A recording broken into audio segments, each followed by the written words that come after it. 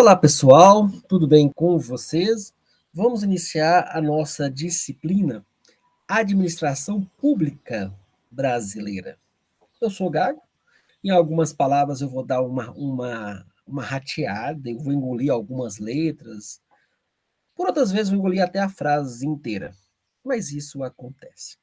Então, podem ficar tranquilos, tranquilos. Vamos começar com a nossa primeira unidade. E ao longo de todo o trabalho nosso, nós vamos fazer um movimento de garimpagem do texto. Na unidade 1, 2 e 3, nós vamos garimpar o caderno didático. Na unidade 4, vamos garimpar um artigo. Não quer dizer que a aula encerra o conteúdo, inicia. A aula é para provocar, estimular você a adentrar no texto, adentrar no conteúdo escrito, adentrar no material. Então, vamos compartilhar o slide para que vocês possam se guiar, se organizar, para que vocês possam ir familiarizando com o texto. Unidade 1, Evolução da Administração Pública Brasileira. É do caderno didático Teoria da Administração Pública. Então, nós vamos fazer essa garimpagem, esse voo, essa fotografia primeira.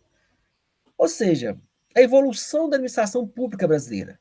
Portugal passou longe de duas grandes transformações que trouxeram uma nova era ao mundo, a Revolução Industrial e o Iluminismo. Esse fato histórico, se esse fato histórico, se por um lado proporcionou uma nova visão para o mundo nos aspectos produtivo e cultural, por outro justificou a manutenção do sistema de poder predominante na época, monárquico, e garantiu a permanência de estruturas arcaicas. É importante destacar que foi implantada no Brasil, desde a chegada aqui dos portugueses, essa estrutura. E o procedimento que a coroa portuguesa adotava para o mundo, isso fortalecia a estrutura de colonização, continuando o Brasil a ser uma fonte de exploração dos colonizadores. Destacando que esses traços se tornaram profundamente enraizados na cultura política brasileira, sobrevivendo às mudanças que o país passou em seu período histórico, o que em parte explica as dificuldades da política com as necessidades, com as necessárias transformações socioeconômicas do país. A modernização da estrutura do governo federal e a profissionalização dos quadros de administração pública passaram a ter destaque em meados dos anos 30, na onda de centralização e das reformas propostas pela Revolução de 30. Por isso foi durante a ditadura Vargas, 37 e 45, que a reforma do Estado realmente é iniciada e executada. Em 33, Vargas encarregou o embaixador Maurício Nabuco da missão de estudar a reforma da administração pública, na qual 3 diretrizes principais foram propostas e apoiadas por Vargas, inspirada no Serviço Público Britânico, ou seja, em critérios profissionais para o ingresso no serviço público, no desenvolvimento de carreiras e, em geral, de promoção baseada no mérito. O Departamento de Administração do Serviço Público foi criado e encarregado durante a ditadura Vargas, chamado de Estado Novo, e de executar essas diretrizes, de supervisionar a administração pública e de formar os recursos humanos para os altos escalões do serviço público, de definir escalas de salários para o setor público e até de fixar o orçamento nacional. Entretanto, pressões populistas, clientelistas limitaram o escopo dessas ambiciosas reformas. É importante entender que esse duplo padrão se tornou estrutural e permanece até hoje. É por isso que serviços diplomáticos estrangeiros e instituições internacionais, e somente lidam com esses altos escalões, percebem a burocracia brasileira como competente e eficiente. A população que precisa tratar do dia a dia, com o outro lado da moeda, tem uma percepção completamente diferente. Concluindo, podemos afirmar que o Brasil, com essas práticas, foi identificado de Estado cartorial. o que tornou muito difícil a modernização da maior parte da administração pública e transformou as poucas tentativas para reformá-la em sucessivos fracassos. Com essa estrutura burocrática, no Estado desenvolvimentista dos anos de Kubitschek, 55, 60, surge a verdadeira imagem dessas disparidades. Esse governo proveu a administração pública de uma equipe altamente competente de servidores públicos, capaz de projetar e de implementar metas ambiciosas de desenvolvimento. E, ao mesmo tempo, os serviços públicos a cargo da burocracia do dia a dia continuaram a apresentar padrões extremamente baixos. A decisão de Juscelino Kubitschek de construir Brasília pode ser agravado essa questão. O patrimonialismo. O conceito de patrimonialismo aparece na sociologia weberiana, no contexto de dominação tradicional, ora como sinônimo, ora como tipo específico ao lado do feudalismo. Assim, a dominação tradicional pode ser tipo patrimonial ou feudal. Já o patrimonialismo poderia ser de dois tipos, patrimonial ou estamental. As duas distinções colocam em primeiro plano o tipo de relação que se estabelece entre senhores e seus servidores, determinando duas formas de administração. O patrimonialismo, como doutrina política baseada no conceito weberiano, obteve fecunda receptividade na história das doutrinas políticas brasileiras, sobretudo no que concerne ao estudo da formação de nossas instituições. Essa corrente específica do pensamento nacional tende ao uso dos conceitos trazidos pela sociologia política, desse autor para explicar os traços mais marcantes das bases de nosso modelo jurídico político, buscando elucidar em nossa formação cultural e institucional a origem do patrimonialismo estatal e suas relações com o povo brasileiro. Nesse modelo, o público e o privado se confundem.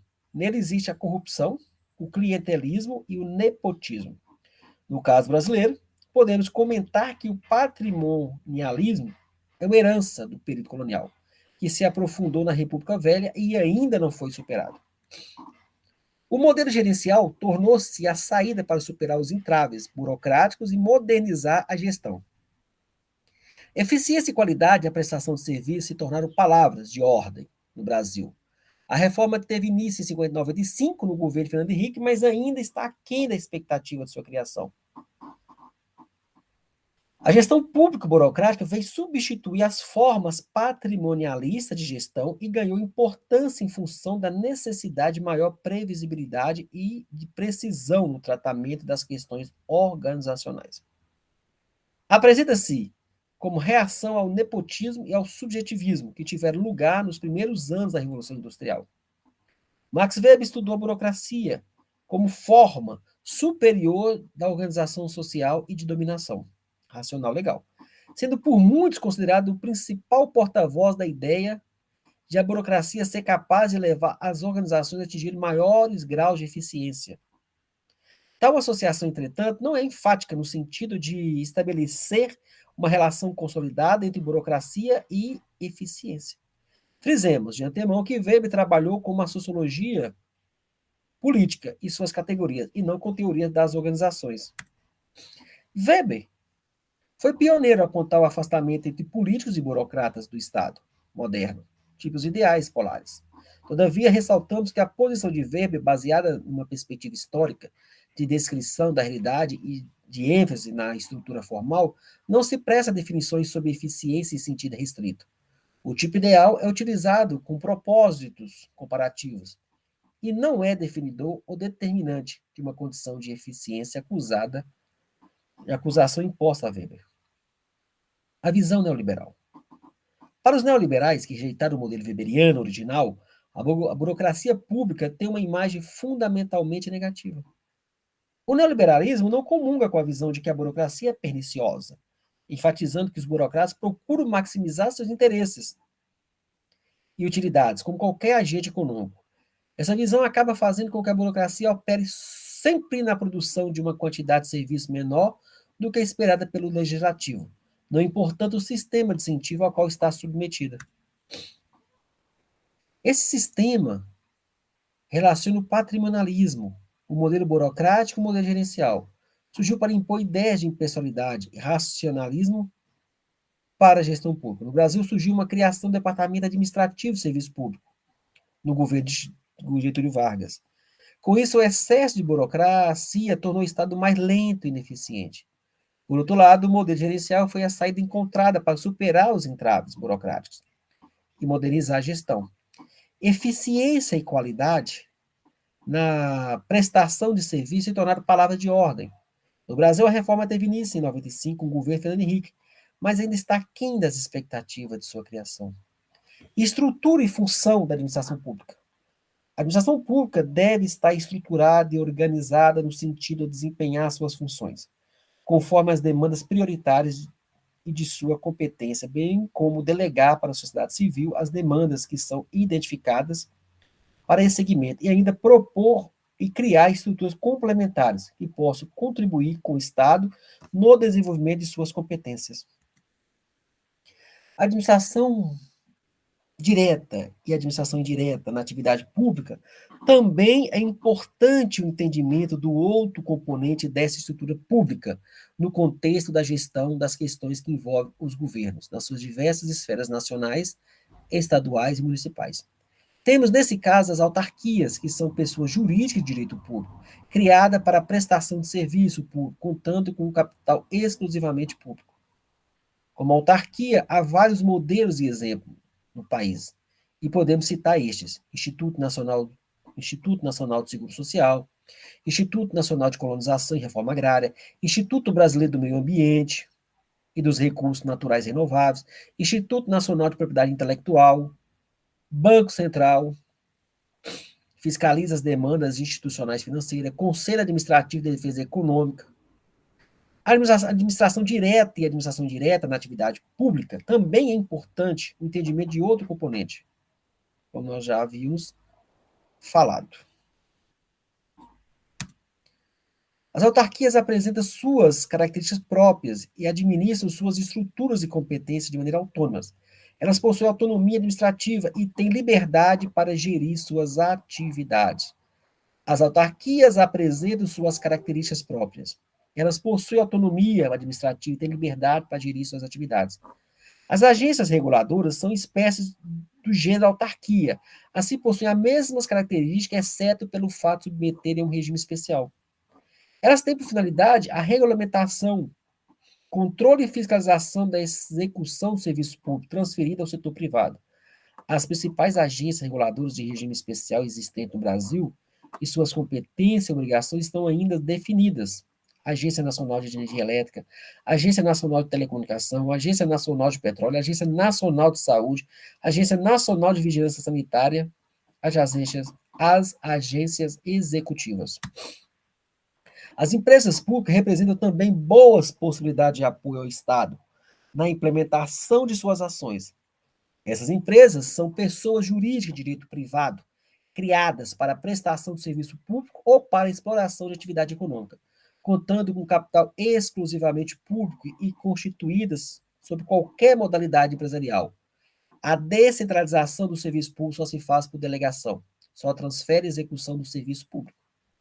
Somente por lei específica poderá ser criada a autarquia e autorizada a instituição de empresa pública, de sociedade de economia mista e de fundação, cabendo à lei complementar, nesse último caso, definir a área de atuação. Brasil, 1988.